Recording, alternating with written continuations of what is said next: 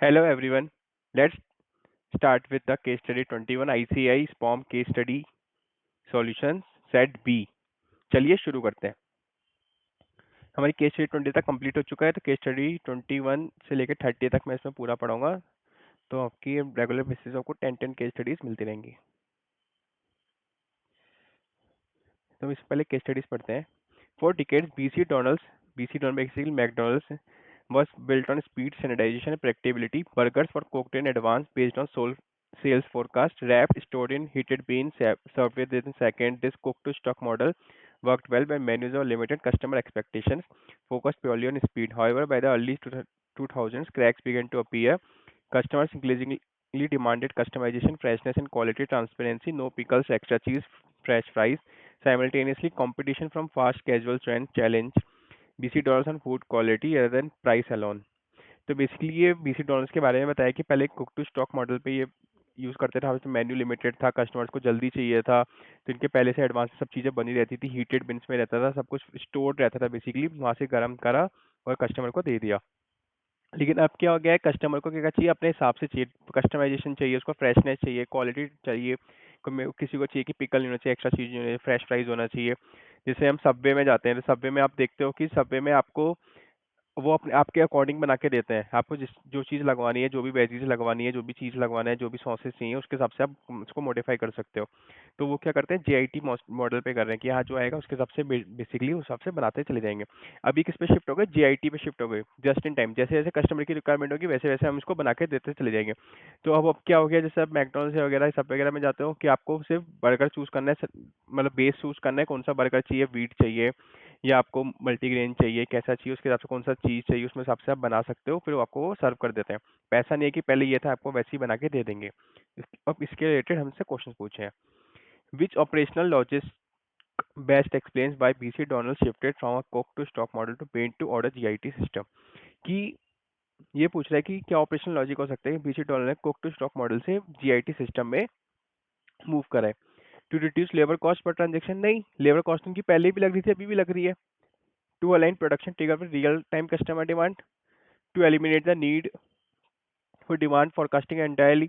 कि पहले तो हम डिमांड फोरकास्ट करके रखते थे ना कि यहाँ पे आज का 100 कस्टमर आएगा, जिस दिन फेस्टिवल उस दिन 200 कस्टमर आएंगे, उसके और वीकेंड्स पे ज़्यादा कस्टमर आएंगे, तो उसके हिसाब से वो लोग पहले से बना के चलते हैं। लेकिन इसका डिमांड को एलिमिनेट करते नहीं, इनको अभी भी फोरकास्ट तो करना ही पड़ेगा ना कि कितना चाहिए। बट ये हो जाएगा कि अब जिस हिसाब से कस्टमर की रिक्वायरमेंट के बेसिस पे इनको बनाना पड़ेगा। कस्टमर की रिक्वायरमेंट्स क्या हो सकती है, चेंज हो सकती है, तो वो पहले से बना के नहीं रख सकते। तो ये ऑप्शन बी नहीं। To increase equipment utilisation during peak hours, तो इनको पता है जिस टाइम पे पीक आवर्स होंगे हमें ज़्यादा स्टाफ को लगाना पड़ेगा और अपनी मशीन को ज़्यादा चलाना पड़ेगा। इक्विपमेंट यूटिलाइजेशन तो इसमें फ्री में पहले भी चलता था वो तो बेसिकली इसका ऑप्शन क्या होगा, ऑप्शन बी, क्यू online production trigger with real time customer demand. जो कस्टमर की डिमांड है, कस्टमाइजेशन वो चाहता है, जो उसको चीज़ चाहिए, उसके हिसाब से हम उसको मॉडिफाई कर पाए, उस हिसाब से हम बना पाए, इसलिए उन्होंने JIT सिस्टम पे मूव करा है। To align production trigger with real time customer demand, तो option B is the correct answer. Which of the following risks are mostly directly amplified by the BC Donald's adoption of GIT? कौन सा risk directly इससे affect होगा जो अगर JIT। अब JIT में क्या होता है, जस्ट इन टाइम में कि भाई जैसे जैसे मेरी रिक्वायरमेंट है वैसे वैसे सप्लायर से हम लोग मंगाते रहते हैं। तो इसमें क्या होता है, कंपनी क्या देखती है, हमारा जो जितना पास का सप्लायर होगा उससे हम जल्द उससे मंगवा लेंगे। और रिस्क क्या हो सकता है कि भाई सप्लायर ने खराब माल दे दिया, ये सप्लायर टाइम पे नहीं पहुंचा पाया, जिस टाइम पे हमें सामान चाहिए उस टाइम पे हमें लेट हो रहा है, तो वो सब चीज़ें इसमें प्रॉब्लम्स रिस्क हो सकता है। तो सप्लायर डिलीवरी फेलियर्स करेक्ट, एक तो ये रिस्क होगा। इंक्रीज फूड वेस्टेज, इंक्रीज इसमें ना फूड वेस्टेज कम होगी, क्योंकि हमें जिस हिसाब से चाहिए उस हिसाब से उतना ही हमें ऑर्डर करेंगे सप्लायर से, उससे ज़्यादा ऑर्डर नहीं करेंगे, तो ये ऑप्शन नहीं है। Longer service time during demand spikes, yes, service time longer हो सकता है क्योंकि जब डिमांड ज़्यादा होगी, कस्टमर ज़्यादा होंगे, तो उस टाइम पे हमें ज़्यादा टाइम इन्वेस्ट करना पड़ेगा, हो सकता है डिले भी हो सकता है। तो यहाँ पे ये वाला ऑप्शन सही है। रिस्क ये है। रिड्यूस मेन्यू कस्टमाइजेशन कैपेबिलिटी, इससे रिड्यूस मेन्यू कस्टमाइजेशन कैपेबिलिटी कम नहीं हो जाएगी, इससे तो और बढ़ेगी ना। हर किसी को ये चाहिए कि भाई मेरे को ये सॉस चाहिए, वो चाहिए, वो चाहिए, तो 10 चीज़ें हमें बतानी पड़ेंगी, उस हिसाब से उसको मॉडिफाई करना पड़ेगा। लेकिन जो रॉ मटेरियल है वो हम उसको उस टाइम पे मंगा सकते हैं, सबवे यूज़ करता है, तो ये ऑप्शन भी नहीं है। तो first and third are the correct, तो option C is the correct answer, first and third. JIT implementation BC Donald does not primarily depend on, जो JIC है किस पे डिपेंड नहीं है। Standardise process and layout redesign, इस पर depend है, स्टैंडर्डाइज प्रोसेस तो हमें बनानी पड़ेगी हमें, क्या प्रोसेस है, कहाँ से माल आएगा, फिर इसके बाद यहाँ पे जाएगा, 1 2 3 4 स्टेप्स हमें बनाने पड़ेंगे। This is required. Reliable and secure supplier replenishment, frequently हमें सप्लायर चाहिए जो रिलायबल हो, फ्रिक्वेंटली हमें सारा माल प्रोवाइड कर सके, ये चाहिए। Large safety stock of finished burgers, large safety stock नहीं चाहिए, मिनिमाइज कर दे रहे सेफ्टी स्टॉक को कि भाई हमें जैसे 100 क्वांटिटी चाहिए डेली बेसिस पे, ऐसा कुछ नहीं होता। हम जिस टाइम पे हमें जितनी रिक्वायरमेंट है हिसाब से उससे सप्लायर से मंगा सकते हैं, हम उसके साथ ऐसा ही कॉन्ट्रैक्ट डील बनाते हैं। एम्प्लॉय को मल्टीटास्किंग होना बहुत जरूरी है, क्योंकि अगर कोई एम्प्लॉय बनाता है उसको साथ में हम देखते हैं, कोई एम्प्लॉय कभी ऑर्डर भी ले रहा है, कभी कभी वो पीछे जाके बना भी रहा है, तो एम्प्लॉय को मल्टीटास्किंग भी चाहिए। तो बट लार्ज सेफ्टी स्टॉक हमें रिक्वायरमेंट नहीं है, तो इस पर डिपेंड ये नहीं है, तो option C is the correct answer. If demand variability increases sharply due to festivals or promotions, the most likely operational response in the BC Donald jet system would be। अगर डिमांड इंक्रीज हो जाती है festivals की वजह से या promotions की वजह से, तो उस टाइम पे बीसी डॉनल्स का जेआईटी सिस्टम कैसा रिस्पॉन्स रहेगा? Accumulating finish good inventory in advance, finish good inventory वो एडवांस में कैसे रख सकता है? एडवांस में तो उसको रखना ही नहीं है। Temporarily adjusting staffing levels and line balancing, हाँ उसको अपना स्टाफ लेवल एडजस्ट करना पड़ेगा। जो जब डिमांड इंक्रीज होती है तो जेट सिस्टम आपका इन्वेंट्री लेवल पे ध्यान नहीं देता, इंस्टेड ऑफ वो देखता है कि हमें कितना जो बैलेंस है उसको हम कैसे मैनेज कर सकते हैं, नहीं कर सकते, कैपेबिलिटी कितनी है, एम्प्लॉय की कैपेबिलिटी कितनी है, उस हिसाब से हम मैनेज कर पाएंगे नहीं कर पाएंगे, उसको प्रोसेसेस को अपने सही करना पड़ता है। सस्पेंडिंग कस्टमाइजेशन ऑप्शन परमानेंट, अगर यही सस्पेंड कर देगा तो उस हिसाब से इसको जो कस्टमर को चाहिए वो डिमांड ही वो दे ही नहीं पाएगा, फिर तो इसकी अल्टीमेटली वो इसको स्टोरी बंद करना पड़ जाएगा अपना। शिफ्टिंग बैक एंटायरली, इसको जब इसने आया ही इसलिए कि कस्टमर की रिक्वायरमेंट ही इसलिए वो सिस्टम पे फोकस करे, तो वापस उसमें नहीं जा सकता ये। तो इसका ऑप्शन होगा टेम्परली एडजस्टिंग स्टाफिंग लेवल्स को उसको एडजस्ट करना पड़ेगा, बैलेंस करना पड़ेगा, तो option B is the correct answer. From a strategic perspective BC Donald's jet system based made to order system is best classified as. अगर स्ट्रेटेजिक परस्पेक्टिव से देखा जाए तो जेआईटी किस क्या क्लासिफाई होगा? प्योर कॉस्ट रिडक्शन इनिशिएटिव नहीं, operational risk minimisation strategy, alignment of operation with customer value proposition और short term response to competitive pressure. Basically इन्होंने अपना एक सिस्टम बनाया कि जैसे हमें कस्टमर की जो डिमांड है उसके हिसाब से हम उसको, सबवे क्या करता है, सबवे बोल रहा है कि भाई आपको कौन सी ब्रेड चाहिए, कौन सी सॉस चाहिए, कौन सी वेजीज लगानी है, कौन सा चीज लगाना है, तो उसके हिसाब से आप उसको बना सकते हो और आपको कस्टमर को मिल जाएगा। तो कस्टमर की रिक्वायरमेंट के हिसाब से मतलब कस्टमर उसमें सेटिस्फाई है, तो उससे क्या हो रहा है, अब उन्होंने अपनी प्रोसेस बना रखी है जेट बेसिस पे, उसके कस्टमर की वैल्यू अल्टीमेटली क्या हो रहा है, कस्टमर का रिस्पॉन्स अच्छा मिल रहा है, तो वहाँ पे इसको फायदा मिल रहा है। तो इस बेसिस में जो जेट का सिस्टम है बेस्ट क्लासिफाइड क्या होगा? Alignment of operation with customer value provision, जहाँ पे कस्टमर की अगर वैल्यू बन रही है सिंपल, वहाँ पे वही जो सिस्टम है वो बेस्ट क्लासिफाइड होना चाहिए। तो alignment of operation with customer value provision, option C is the correct answer. Okay, case study 22। In the late 1990s, Catflix began as a DVD by mail render company. Catflix basically Netflix के बारे में बात कर रहे हैं। Challenging traditional video rental store with a subscription based model and no late fees. So basically ये क्या था कि जो पहले अब नेटफ्लिक्स है, जैसे नेटफ्लिक्स क्या है, पहले जो ये काम करते थे, पहले आपने देखा होगा पहले सीडीज मिलती थी, डीवीडीज मिलती थी, हम मार्केट में जाते थे उसको परचेज करते थे, उससे रेंट पे लेते थे, हम अपने डीवीडी प्लेयर में उसको रन करते थे, मूवी देखते थे। अब क्या हो गया, सब्सक्रिप्शन बेस्ड मॉडल हो गया, जैसे नेटफ्लिक्स है या प्राइम वीडियोज है, आप उसका सब्सक्रिप्शन लेते हो, मंथली या ईयरली सब्सक्रिप्शन लेते हो, उसके बेसिस पे आप उसको वीडियो जो आपको जब भी देखनी है आप सब्सक्रिप्शन पे करते हो, आप उसको एंजॉय कर सकते हो। तो उससे रिलेटेड इसमें क्वेश्चन पूछे हैं। तो which of the following best explains why Catflix streaming strategy succeeded from McKinsey 7S perspective? इन सब में से कौन सा एक्सप्लेन कर रहा है कि कैटफ्लिक्स स्ट्रीमिंग स्ट्रेटेजी सक्सीड होगी from this McKinsey 7S perspective? McKinsey के 7S होते क्या है ये समझो। मैकेंजी के दो टाइप के एलिमेंट्स होते हैं, hard elements and soft elements.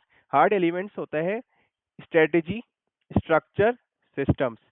Strategy हो गया plan for competitive advantage, structure हो गया ऑर्गेनाइजेशनल हायरार्की, सिस्टम्स हो गया प्रोसेसेस एंड प्रोसीजर। और सॉफ्ट एलिमेंट्स में आते हैं shared values, skills, style and staff. तो टोटल इसकी कितनी वैल्यूज हो गई? 7 वैल्यूज हो गई। Shared values core culture value, skills employ capabilities, style leadership style, staff का हो गया ह्यूमन रिसोर्स और टैलेंट। तो इसमें से ये बता रहा है कि कौन सा 7x एक्सप्लेन कर रहा है। Superior technology alone create sustainable competitive advantage? नहीं, खाली एक ही स्ट्रेटेजी, खाली टेक्नोलॉजी अलोन ही इसको सस्टेनेबल नहीं बना सकती। तो ये ऑप्शन रॉन्ग हो गया। Alignment between strategy systems and shared values reinforce execution, तो हमने 7S पढ़े, तो उसके बेसिस पे बता रहा है कि अलाइनमेंट किस मतलब स्ट्रेटेजी की जो स्ट्रेटेजी बना रहे हैं वो अलाइन करनी चाहिए, इनका सिस्टम अच्छा होना चाहिए, और जो शेयर्ड वैल्यूज हैं, शेयर्ड वैल्यूज में यहाँ पे क्या पढ़ा था, कल्चर वैल्यूज जो उनकी कोर वैल्यूज है वो आपस में सबके बीच में अलाइनमेंट होना चाहिए, जब जाके ये सस्टेनेबल बन सकता है। Aggressive pricing eliminate competition early, aggressive pricing रखेंगे। आपने नेटफ्लिक्स महंगा है प्राइम वीडियो से, लेकिन वो नेटफ्लिक्स अभी भी ज्यादा चल रहा है क्योंकि उसका कंटेंट अच्छा दे रहा है, तो वो क्या है, एग्रेसिव प्राइसिंग एलिमिनेट कर सकता है, नहीं ऐसा भी नहीं है। Decentralisation reduce operating cost significantly, अगर हम हर चीज खाली डिसेंट्रलाइजेशन ही अलोन आपको सस्टेनेबल नहीं बना सकता, क्योंकि आपको सिस्टम भी देखना है, सिस्टम कैसा परफॉर्म करना है, अपनी स्ट्रेटेजीज भी स्ट्रॉन्ग बनानी पड़ेगी और वैल्यूज को भी स्ट्रॉन्ग रखना पड़ेगा। तो option B is the correct answer, alignment between strategy systems and shared value reinforce execution. Which of the following elements represent soft S changes critical to Netflix transition? जो soft S कितने हो गए, चार हो गए, shared values, skills, style and staff. Culture of freedom and responsibility, अब ये कहता है कि अगर फ्रीडम ही नहीं देंगे, डिसेंट्रलाइजेशन ही नहीं होगा, अगर रिस्पॉन्सिबिलिटी नहीं देंगे, तो तब तक आपकी जो है कंपनी ढंग से परफॉर्म नहीं कर सकती, तो this is correct answer. Cloud based streaming infrastructure, अब ये हार्ड एलिमेंट हो गया, सॉफ्ट एस नहीं है, कि इंफ्रास्ट्रक्चर चाहिए आपको, तो it is hard element not a soft element.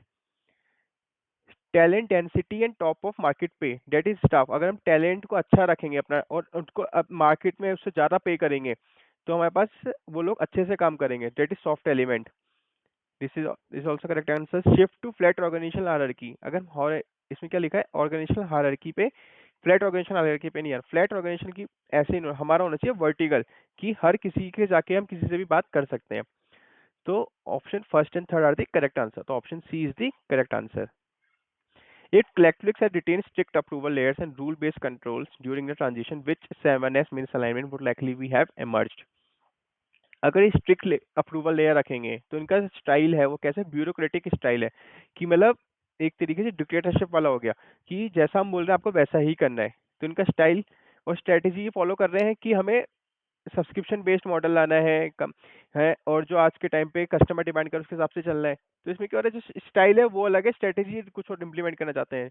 तो अलाइनमेंट मिस अलाइनमेंट किसका हो गया, strategy and style, strategy and style का misalignment, option B is the correct answer. Which of the following was not a key role played by Catflix shared values during the transition? इनमें से कौन सा ऐसी की role है जो कैटफ्लिक्स share नहीं करता? Guiding imply behaviour in ambiguous situation, उसको तो गाइड करना ही पड़ेगा इम्प्लाई को, कि हमें अगर कोई सिचुएशन ऐसी आ गई जो आपके उसमें नहीं है, कस्टमर को नहीं समझ में आ रहा, तो आपको गाइड उसको तो इम्प्लाई को बताना पड़ेगा ना, कि ऐसे ऐसे सिचुएशन आएगी तो आपको ऐसे ऐसे उनको हेल्प करना है। Replacing detailed rules with judgement based decision, खाली जजमेंट बेस्ड डिसीजन नहीं हो सकता, आपको डिटेल रूल भी बतानी पड़ेंगे, एक बुक बनानी पड़ेगी, अगर ऐसा आता तो ये FAQs basically. Eliminating the need for technological investment, अगर सब्सक्रिप्शन बेस्ड मॉडल है, आज के टाइम में नेटफ्लिक्स प्राइम अगर टेक्नोलॉजी पे इन्वेस्ट ही नहीं करेंगे तो वो कंपटीशन से ऑटोमेटिकली बाहर हो जाएंगे, तो दिस इज द इनकरेक्ट, तो यही आपका ऑप्शन है, ऑप्शन सी, नॉट अ की रोल, ये की रोल नहीं है, this is required supporting risk taking experiment, risk भी लेना पड़ेगा, एक्सपेरिमेंट भी करना पड़ेगा, तो option C is the correct answer. Suppose Netflix has successfully implemented streaming technology but failed to upgrade employee skills in data analytics and software engineering, but would be the most, implement तो कर लिया लेकिन हमने employ की skills को develop नहीं करा, अगर एम्प्लॉय की स्किल्स को डेवलप नहीं करा, जो सिस्टम है वो तो अच्छा परफॉर्म कर जाएगा, भाई आपने टेक्नोलॉजी बना दी, बढ़िया स्ट्रेस वो चल रहा है, लेकिन जो सॉफ्टवेयर नेटफ्लिक्स है, अगर नेटफ्लिक्स के ऐप में बग्स वगैरह भी आती होंगी, तो उसके लिए हमें एम्प्लॉयज तो अच्छे चाहिए ना, जब जाके वो अच्छे से जो नेटफ्लिक्स का ऐप है स्मूथली रन हो पाएगा।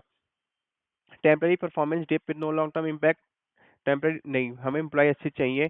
System out from leading to execution gap, correct, अगर सिस्टम आउट मतलब स्टाफ यहाँ पे हो गया, सिस्टम यहाँ पे जा रहा है, तो फायदा क्या है, दोनों को बराबर मैच करना पड़ेगा, हमें स्किल्स इतनी होनी अच्छी होनी चाहिए कि अगर कोई भी प्रॉब्लम है तो स्टाफ उसको रिजॉल्व कर पाए। स्ट्रॉन्ग कल्चर कंपनसेट फुली और स्किल्स गैप, कल्चर खाली अलोन कंपनसेट नहीं कर सकता गैप्स को, strategically automatically force skill development, skill development पे भी फोर्स नहीं कर सकता, हमें उनको ट्रेनिंग देनी पड़ेगी, उनको लर्न करना पड़ेगा अपना, और टैलेंट जो है उसको हायर भी उसी बेस पे करना पड़ेगा। System out from leading to execution gap, तो option B is the correct answer.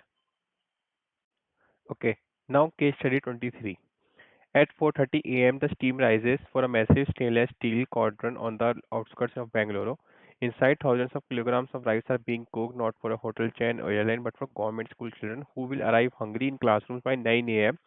This is daily seen at Asha Patra Foundation, one of the world's largest non-profit school meal programs. Launched with a simple mission, no child in India shall be deprived of education because of hunger. तो basically एक आशा पात्र एक foundation है, तो वो government school में food सर्व करते हैं, तो उनका मोटिव यही है कि कोई भी बिना भूखे ऐसा नहीं हो, बिना एजुकेशन के यहाँ पे चिल्ड्रन रह जाए इंडिया में। अब इसके रिगार्डिंग से क्वेश्चंस पूछे हुए हैं। विच एक्शन बाय आशा पात्र most clearly reflect the efficiency dimension of value for money. Efficient way में क्या होगा कि जल्दी काम हो, कम कॉस्ट पे हो और वेस्टेज कम हो। Assuring meals meet government nutrition norms, correct, but it is not efficiency. Using automated, this is a standardized procedure, कितना minimum होना चाहिए nutrition. Using automated kitchens to reduce wastage and time per meal. Automated kitchens जिससे wastage कम हो, time कम लगे, बिल्कुल correct. This is the efficiency program. Expanding to undeserved tribal areas. This is expansion, तो not an efficient. इनका scope है कि हाँ हमें आगे आगे बढ़ाना है, विजन मिशन कह सकते हैं। Publishing impact reports for donors reports वगैरह ये फाइनेंशियली या नॉन फाइनेंशियल एक्टिविटीज होगी। तो बेसिकली इसमें क्या ऑप्शन आएगा, option B is the correct answer कि यूजिंग ऑटोमेटेड वेस्टेज कम होगा, टाइम कम लगेगा और जल्दी से हम सर्व कर पाएंगे, तो this is efficient way which contribute directly to the economic expect of value for money at Asha Patra. Bulk procurement of raw material, economy के अकॉर्डिंग देखा जाएगा, हम ज़्यादा रॉ मटेरियल बल्क पे ले लेंगे, इकोनॉमीज ऑफ स्केल हो गया, तो मटेरियल कॉस्ट की रिड्यूस जो कॉस्ट होगी वो रिड्यूस हो जाएगी, तो this is the economical. Route optimisation to meet delivery timelines, ये इकोनॉमी टाइमलाइंस अगर रूट्स कम से कम समय पे हमें पास हमारे पास सामान पहुंच जाए, तो this is the efficient way, not an economical expect, तो ये नहीं है। Centralised kitchen replacing school level cooking, एक जगह पे किचन पे काम होगा, एक ही जैसा सब जगह प्रोडक्ट बनेगा, हर जगह डिस्ट्रीब्यूट होगा, तो दिस इज द इकोनॉमी, क्योंकि हमें बार बार एक स्टाफ भी हमें कम चाहिए होगा, यहाँ पे फिर डिलीवरी पर्सन चाहिए होंगे, लेकिन ये नहीं कि हर जगह में 5-5 लोग चाहिए जो खाना बनाएंगे, तो this is the economy way. Measuring improvements in student attendance, student attendance में इम्प्रूवमेंट्स लाना, तो ये आपका इफेक्टिवनेस है, नॉट अ इकोनॉमी। तो first and third are the correct answer, option B is the correct option. Which of the following would not be an appropriate value for money indicator for Asha Patra, कौन सा option इनमें से appropriate नहीं है। Cost per meal delivered, percentage reduction in the classroom hunger, average delivery time per route, total donation received in. Cost कितनी लग रही है, appropriate value for money, percentage reduction in the classroom hunger, कि भाई जो classroom में जितने लोग हैं सबको खाना मिल पा रहा है, तो वो रिड्यूस हो रहा है, कि मतलब सबको खाना मिल पा रहा है, जिनको नहीं मिल पा रहा हो सकता है 15%, अब वो 10% हो गया, तो रिड्यूस हो पा रहे हैं, अब किसी को ये प्रोवाइड कर हर किसी को दे पा रहे हैं।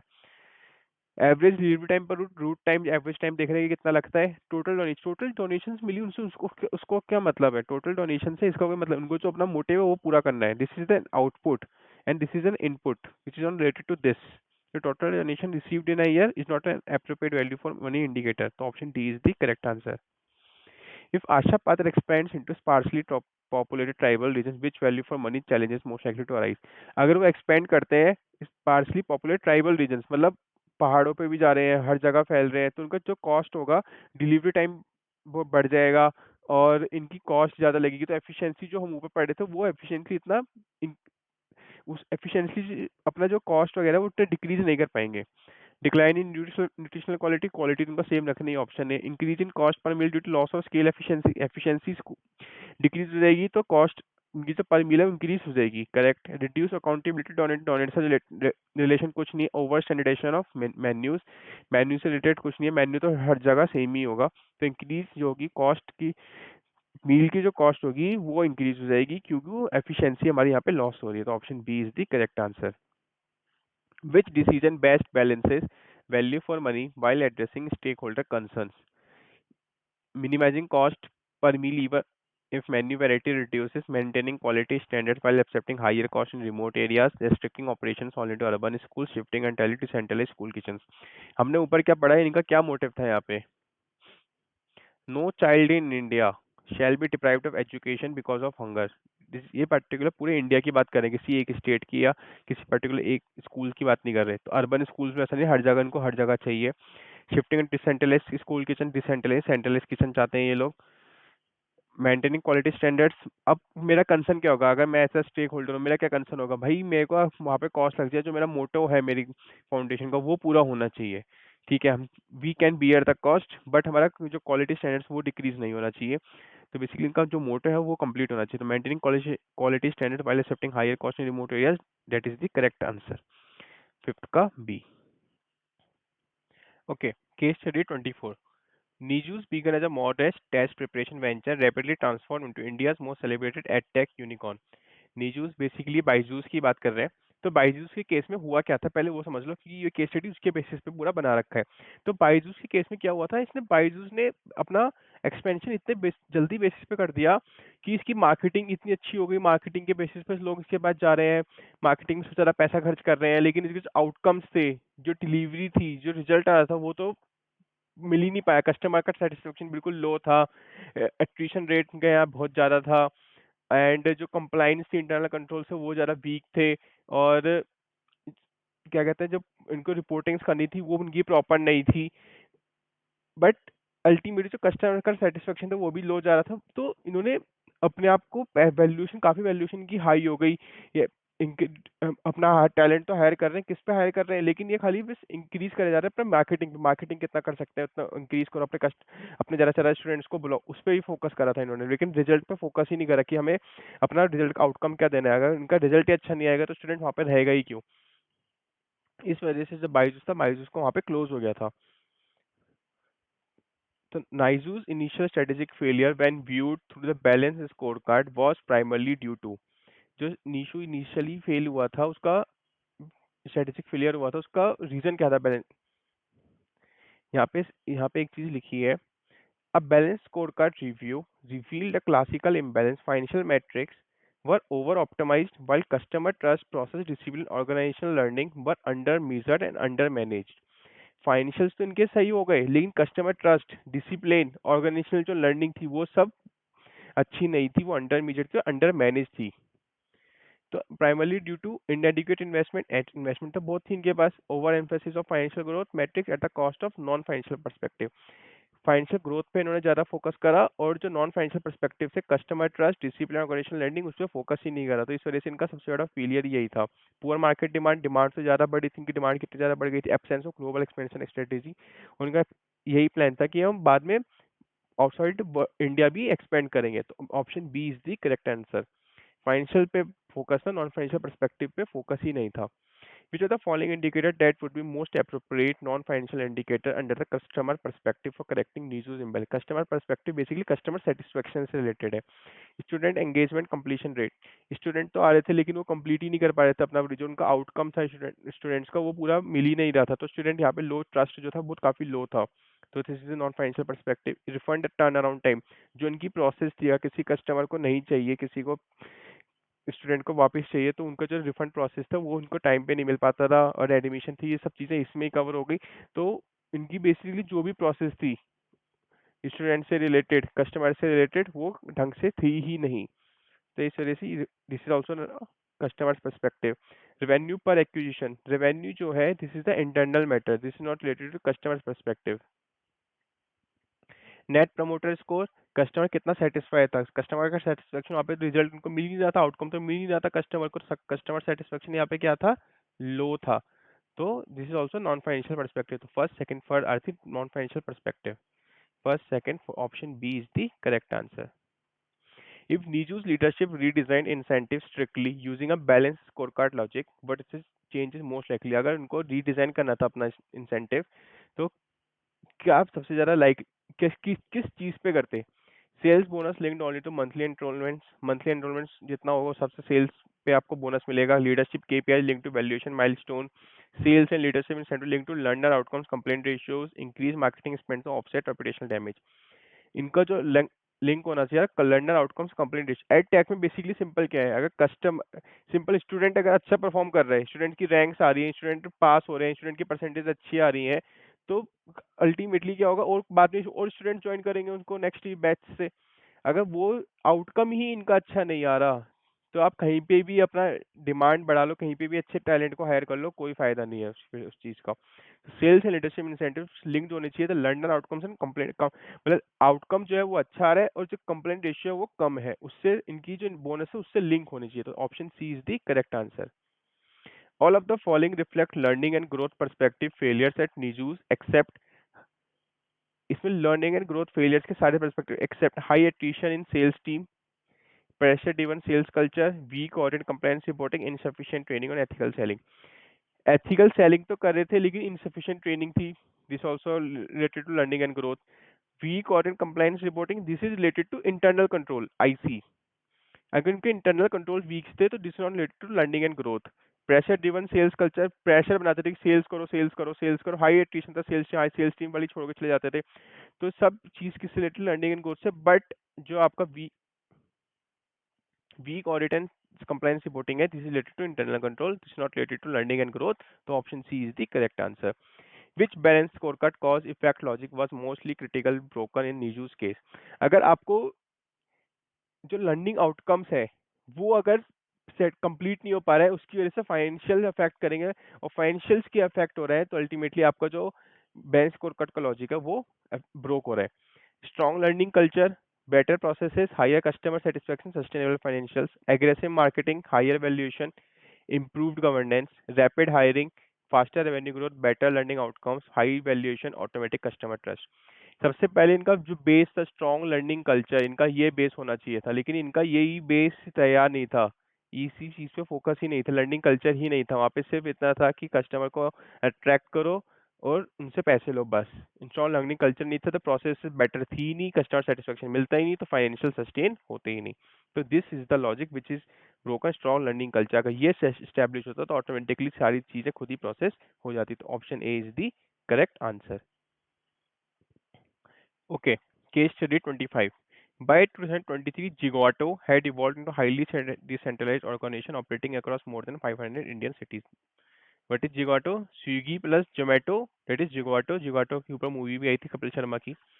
To drive rapid market penetration, the company structured its commercial business around its city-wide sales team, each headed by a city business head. These teams were responsible for onboarding restaurant, driving order volumes, increasing cross merchandise value (GMV), and executing local marketing campaigns। तो basically इसमें ये बताया गया है कि जो जिगोटो है basically वही जो फूड ऑर्डर डिलीवरी करते हैं स्विगी प्लस जोमेटो। एंड उसमें क्या है कि अब उन्होंने इसमें ये है कि सिटी हेड्स जो होते हैं उनके पास टारगेट दे दिया कि आपको भाई रेवेन्यू बढ़ाना है कैसे भी करके, और इनकी जो कॉस्ट एलोकेशन होती है वो सेंट्रली होती है। मैं बैठा हूँ सेंट्रल पे, मैं देख रहा हूँ कि भाई कॉस्ट ऐसे ऐसे एलोकेट होगी सबको इतने बराबर पे, और लेकिन मैंने सिटी हेड को बोल दिया भाई तू को रेवेन्यू बढ़ाने का काम उसका है। अब कॉस्ट तो मैं एलोकेट कर रहा हूँ, कॉस्ट उसके हाथ में है नहीं, तो वो क्या करेगा, डिस्काउंट देगा है, और रेवेन्यू कैसे बढ़ेगा, डिस्काउंट देगा, कम मार्जिन पे बेचेगा, भाई तू सेल बढ़ा, सिंपल वो ये देखेगा। और मैं उसकी कॉस्ट एलोकेट कर रहा हूँ उस पर, भाई कॉस्ट तो वहाँ पे बढ़ती जा रही है और वो रेवेन्यू वहाँ से डिक्रीज हो, रेवेन्यू की जो मार्जिन है वो मार्जिन कम होता जा रहा है, जब मार्जिन कम होगा तो अल्टीमेटली मेरे प्रॉफिट्स कम हो जाएंगे। तो यही सब चीज का इम्पैक्ट इस केस स्टडी में बताया है। Gigato city-wise sales team are best classified as which type of responsibility center under which existing evaluation system। अभी इनका क्या है, सिटी वाइज सेल्स टीम, इनका सिंपल मोटो है कि अपना रेवेन्यू इंक्रीज करो। जो जब रेवेन्यू इंक्रीज करना है तो किससे लिंक हो गया, रेवेन्यू सेंटर से। तो option B is the correct answer. Which of the following is the most significant flaw in Zigato's current responsibility accounting system? इसमें से अभी कौन सा फ्लॉ है Zigato's current responsibility accounting? Centralized control of logistics, use of uniform cost allocation, misalignment between controllability and performance evaluation, aggressive expansion into tier 2 cities। अभी मैंने आपको बताया केस स्टडी में कि इनका क्या प्रॉब्लम है कि जो कंट्रोल कॉस्ट का कंट्रोल है वो सेंट्रलाइज्ड पे है, और जो रेवेन्यू और परफॉर्मेंस हम देख रहे हैं वो सिटी वाइज देख रहे हैं। जब हमारी कॉस्ट अब जो सिटी वाइज है, भाई सिटी वाइज तो वो देखेगा रेवेन्यू बढ़ाना है, मार्जिन कम पे बेच रहा है तो कॉस्ट वहाँ पे ज्यादा लग रही है हमारी। जब कॉस्ट लग रही है और वहाँ पे कंट्रोल कहीं और पे, परफॉर्मेंस हम उसके रेवेन्यू बेसिस पे देख रहे हैं, तो अल्टीमेटली क्या हो रहा है, मिस अलाइनमेंट हो रहा है।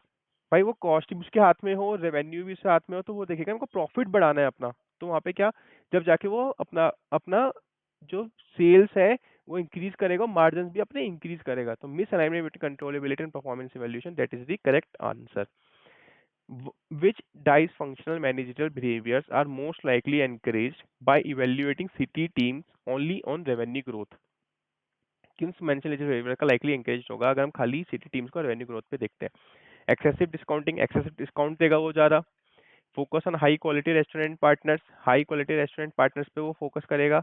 Short term value maximization, ignoring contribution margin. High quality restaurant से पार्टनर हाई क्वालिटी भी नहीं देखेगा, वो देखेगा कहाँ पे मेरे को ज़्यादा सेल्स मिलती है, जहाँ पे अब लोगों को जहाँ पे सबसे ज़्यादा सेल मिलेगी, सबसे ज़्यादा सेल आ रहा है, वो उस वाले रेस्टोरेंट पे फोकस करेगा। क्वालिटी वालिटी कुछ नहीं देखेंगे वो लोग। Short term value, short term में ये मैक्सिमाइज हो जाएगा कि शॉर्ट टर्म में मेरे को अपना वॉल्यूम बढ़ाना है। और इग्नोरिंग कंट्रीब्यूशन कंट्रीब्यूशन मार्जिन, जब वो डिस्काउंट ज़्यादा देगा तो कंट्रीब्यूशन मार्जिन ऑटोमेटिकली वहाँ पे कम हो जाएंगे, तो इग्नोर करेगा उनको। तो these are three correct answer for Lenkery encouraged by building city teams on revenue growth. So first, third, fourth. Option B is the correct answer. All of the following actions would improve the effectiveness of Zigato's responsibility accounting system except introducing contribution margin as supplementary metric, holding CTS accountable centrally controlled logistic cost, linking incentive to controllable performance indicators, using non-financial metrics like restaurant retention.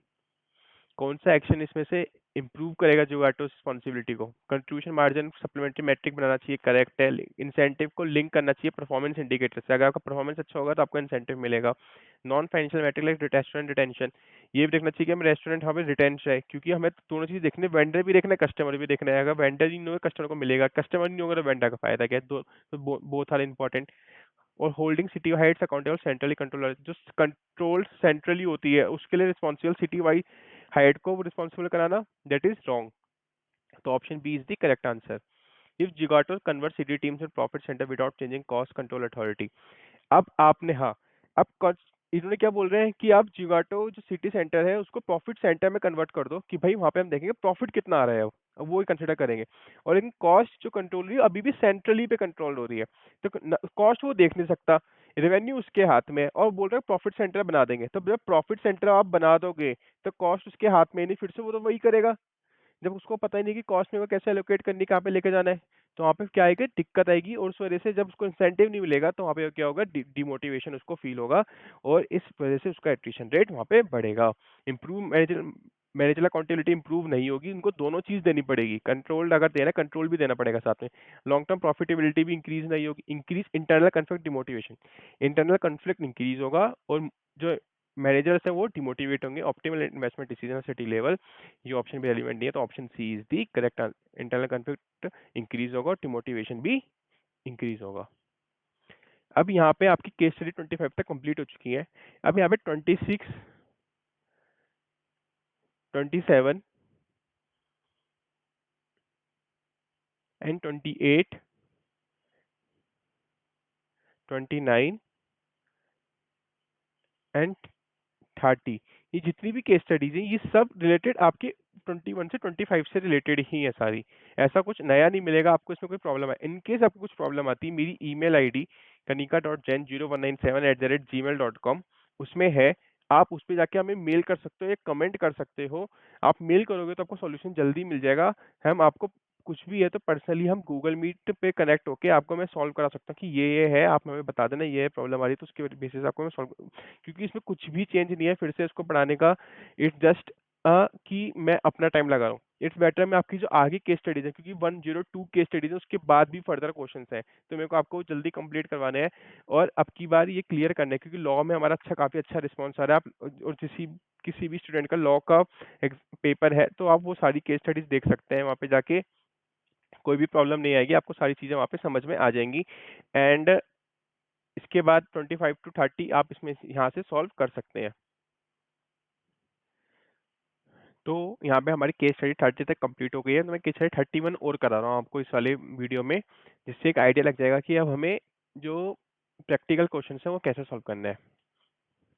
तो हम practical question के लिए पहले question पढ़ेंगे direct.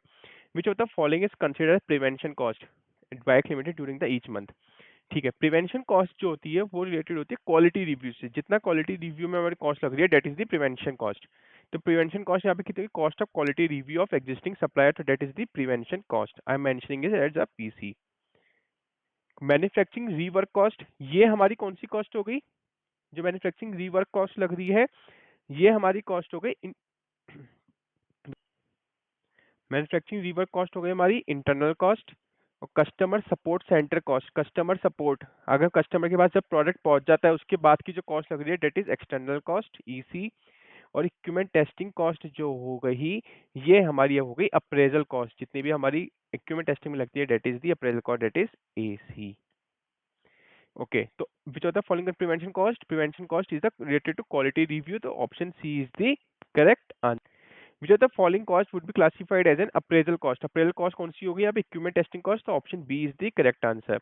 Which of the following represent internal failure cost, internal failure cost कौन सी है, manufacturing rework cost, cost of manufacturing rework, option C. यहाँ पे जो ऑप्शन है ना downtime cost of production, ये भी इंटरनल फेलियर कॉस्ट हो गई, but cost of manufacturing rework related to directly internal failure cost हो सकता है ये हमें कॉस्ट इनकर नहीं ना करना पड़े, तो बेसिकली इसमें internal failure cost would be the most appropriate option, that is the option C. Which cost qualifies an external failure cost, external failure cost अभी आपको बताया ना, warranty repair customer support cost, तो that is the warranty repair cost. Basically warranty से customer से related जो भी cost है आफ्टर जब प्रोडक्ट के पास पहुंच जाता है, that is the external failure cost. Calculated total quality cost for the month, total quality cost निकालनी है, ठीक है। Hindustan bike हेल्को international Indian multinational company है, हेडक्वार्टर बेंगलुरु में है, 1990 में फाउंड हुई थी, ये सब चीजें हैं। तो इनकी कॉस्ट ये बता रखी है, ऊपर से लिखा है HBL carried out quality review existing supply to enhance quality level during the month at the cost of, quality level check करती है, तो ये prevention cost due to the quality issues in the month, bike production line time unproductive, that is unproductive downtime जो हो रहा है which cost 7,70,000, तो that is the internal failure cost. तो सबसे पहले यहाँ पे हमारी प्रिवेंशन कॉस्ट कितनी आ गई, प्रिवेंशन कॉस्ट कितनी कह रही है, 1,25,000, और इसके अलावा कुछ और भी कॉस्ट है यहाँ पे नहीं, तो यहाँ पे कितनी आ गई 1,25,000, that is the prevention cost.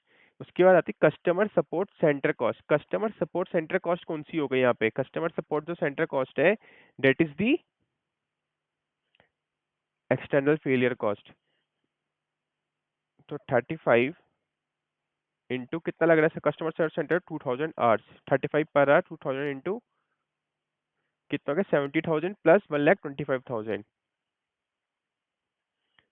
1.25, यहाँ पे आ गया 0.70। उसके बाद equipment testing cost, equipment testing cost कौन सी हो गई आपकी, appraisal cost 18 per hour, production line equipment testing timing 18 into 1600 कितना है 28,800, तो 0.288।